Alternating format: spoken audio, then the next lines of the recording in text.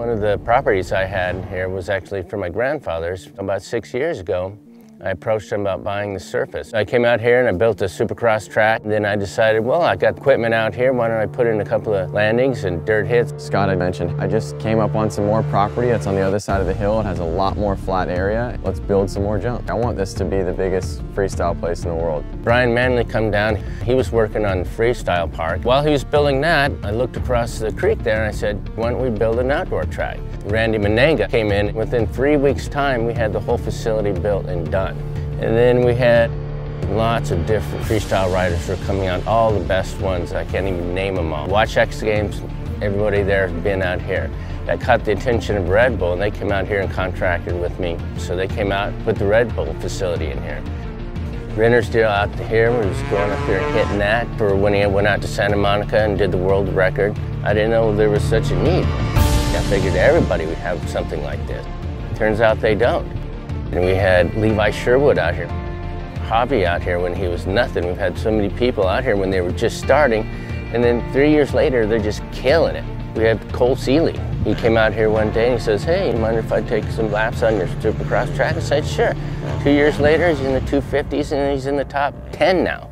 Jason Bird, he's a distance jumper. Some guy out in the middle of nowhere starts jumping 300 feet on this hill, and he had absolutely nothing. Saw that he was pretty legit and pretty crazy for doing what he's doing. Ponied up some money and some decent equipment for him to be doing these things because he's going to be doing it anyway. Great friend Jay Schweitzer, and says, hey Scott, you won't believe it, there's this guy out here in Washington, he's going to go 400. And the first time he hit the ramp, he didn't even do a speed run, and bam, 380 feet. He goes, but he's got nothing. If he's the real deal, let's give him a hand to let him do it. Yeah, Lance Corey, 2005, 2006, we built him a one ramp and one dirt landing. There's no public facilities where you can actually go and ride freestyle. So where do you start? It made it to where I could practice when I wanted to practice, and that helped me a ton. Kind of ended up finding his niche real fast on the supercross track.